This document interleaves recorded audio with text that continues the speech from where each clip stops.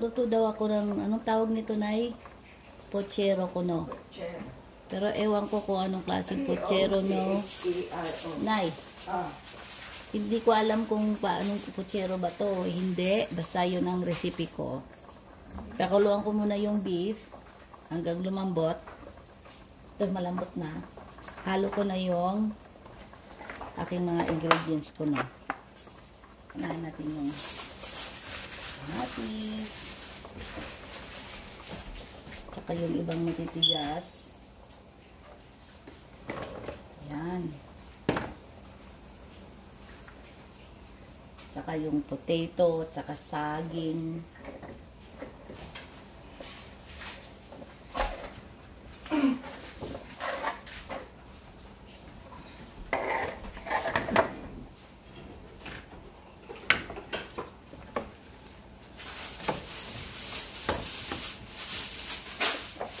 Itong ganito, red pepper at green pepper, hindi ko sinasabay-sabay. Hindi ko naubos.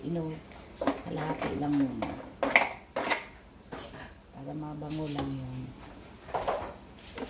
Okay. Kayaan natin munang kumulo. At maluto yung unang gulay.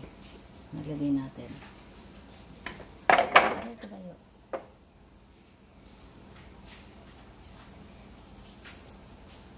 At least 3 minutes, 4 minutes, luto na siguro yun.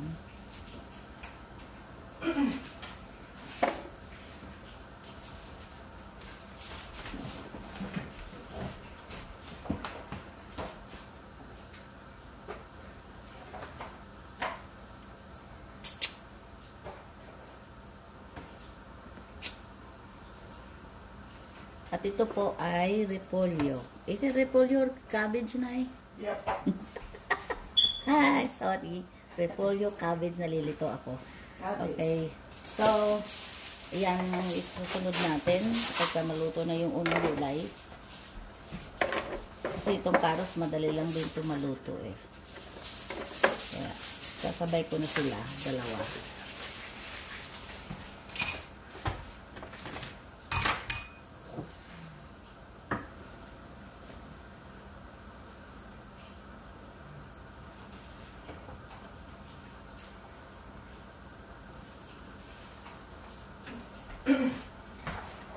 Matubos yung aking ano. Meron pa tayong kasaba cake na eh. May kasaba cake pa tayo. Ayun, parang kanino. Ibig sabihin na na-divide mo na lahat yon nandoon? Ayan, ito, nilidivide ko lang Okay. Andito But at least kay Evelyn. Tsaka na yung kay Evelyn. Hindi po na muna kami nga pwede magkita. Oh, ito. Diyan lang, Nay. At tinatanong ko lang kung may serve ka sa atin. Pero okay lang wala. It's okay. Kasi, parang gusto kong matamis na kainin mamaya for dessert, di ba? Ito. Ayan, mayroon pala eh. Kahit isang bite lang ako o 2 bites, okay na. Nailipat na lang natin sa maliit dyan. Kasi ayun na. Dami. Kay Leda, kay Teresa, kay Landisa, kay Marcela. Lahat. Pwedeng paglutuan namin lahat ng buong baryo ng Chicago. Kung pwede lang. Kay Leda, kay Ito, Lelani, kahapon kay sinisipag Marcela, lang. kay Teresa. Lahat sila. Kaya mukhang malapit na maluto yung ating unang gulay. Yung may sitaw, saging, at saka yung potato. Ang inuuna ko, Nadala ko siya. kasama dun sa kasi mas medyo matagal siya maluto. Mas maraming nilagay ko ng sitaw dahil paborito ng anak ko. Magandang minsan na kumakain yung anak natin ng gulay.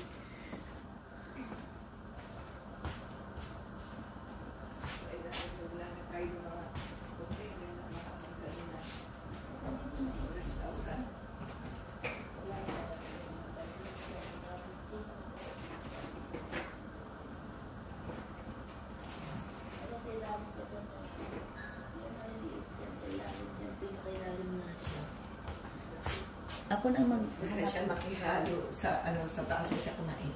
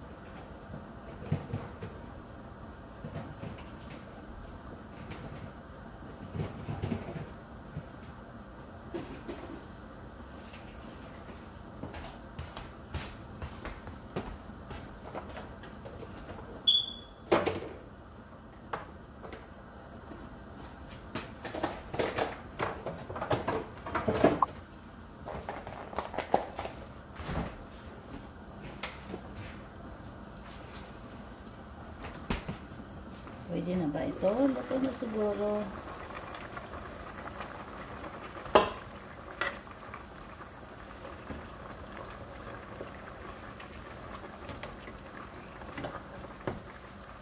Pwede natin tikman ang ating timpla bago natin masunod na.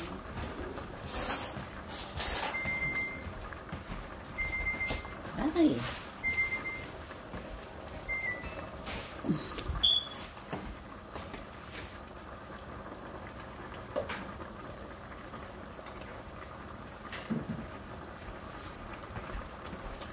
Oh my goodness! Pwede na ako mag-asawa. Anyway, pwede na siya. Tingnan ko nga muna yun. Ay! Na hindi ako naputol. Ay, pwede na siya. Kasi, kahit hindi masyadong lutong-luto pa yung nauna yung gulay, pwede nyo na isunod tong ibang gulay para hindi siya malata. Maraming gulay. Kasi gusto ko maraming gulay ang aming kakainin. Aray ko. Aray ko. Ang init para nun. Kasi halo-halo natin.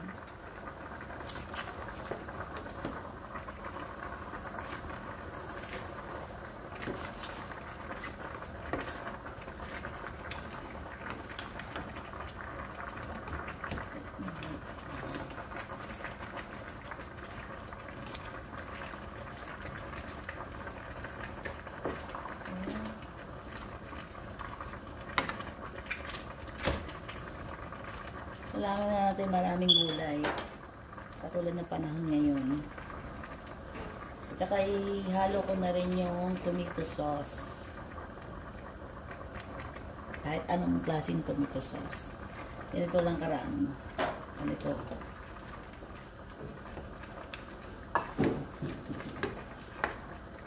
Lalagyan ko ng ibang ingredients. Tulad ng ating, ewan ko, kung mahilig kayo sa papinta, kung nilalagay ko ng paminta ng punti. At itong garlic powder. Ayan.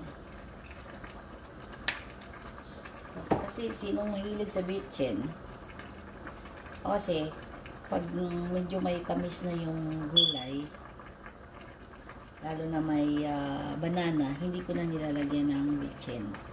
Pero mostly, minsan maganda pag gamitin ng half na kutsaritang sugar para mag-blend lang yung lasa.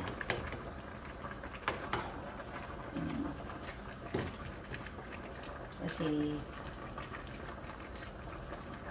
ako nasanay na hindi nag-bitchin. Pero kung gusto nyo mag-bitchin kayo.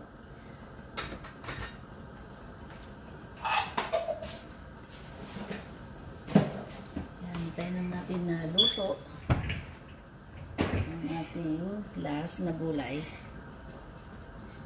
Madali lang naman siya lutuin, basta sigurado lang napakuluan yung at least 1 hour or 1 hour and a half to get yung malambot yung beef. Mas masarap kasi yung malambot yung beef. Tapos saka na nyo lalagay yung mga gulay. Pasensya na kayo sa aking luto ko na.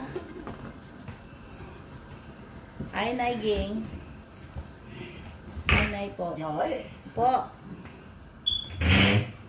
Kaliligo lang ng aming lola. Baliktad ng lagay, Nay. Yep. Ayan mo na para hindi na siya maglagay ng sibit. Ano ba yung sibit? Imperdible. Nay, bakit may pula yung baba? Saan? Yung sa duster niya. Yung lipstick na ano. Paglaba. Nalabay yung lipstick ko. Yan po, yung aming lola dito na 101.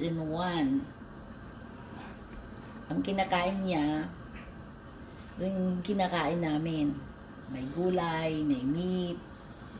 Sa umaga, isang itlog, toast, ganyan. Yun siya. At anyway, tingnan natin. Nakaluto na yung ating ibang gulay. Ayan, nakalimutan siya.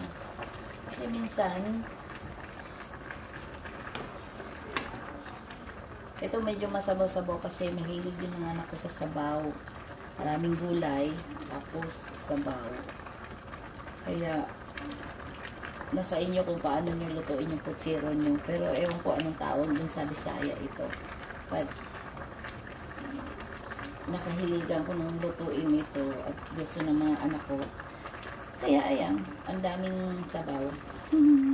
Parang nilaga na rin. Saka yung may sibuyas, nilalagyan ko ng sibuyas. Ano ba yung tawag nito? Green onions. Kaya, medyo weird yung aking putsero ko no. Pero yun ang aking way. So, nasa inyo kung paano nyo lutuin yung sa inyo. Gusto ko lang i-share.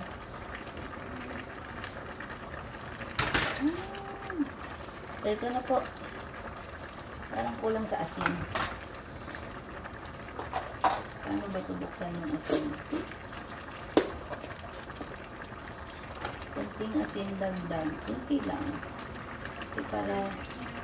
Kasi nilagyan ko ng tomato sauce. So, ang nangyari is, nawawala yung kunting lasa. Ayan, luto na siya. Kaya pwede na nyo siya ng patayin yung apoy at hayaan nyo pang dahil mainit pa siya, maluluto pa yung iba. So, tulad nitong carrots, pwede na yan ng carrots. Aray ko.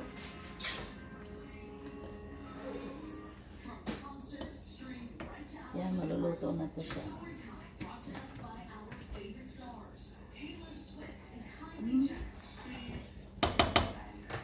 Okay po. Thank you for watching. Please like my YouTube channel. It's me, Joy, Nining Joy Bisaya. Bye!